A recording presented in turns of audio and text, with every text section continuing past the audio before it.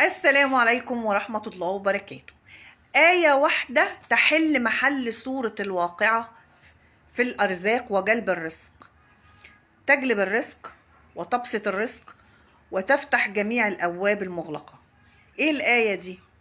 آية بسيطة وكلماتها سهلة، ويا ريت تعملها ورد وتواظب عليها، وإن شاء الله هتتفتح لك كل الأبواب المغلقة ويرزقك الله من حيث تحتسب ومن حيث لا تحتسب.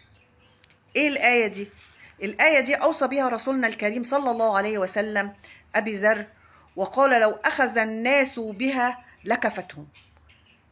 ايه الآية؟ أعوذ بالله من الشيطان الرجيم. بسم الله الرحمن الرحيم. ومن يتق الله يجعل له مخرجا ويرزقه من حيث لا يحتسب ومن يتوكل على الله فهو حسبه إن الله بالغ أمره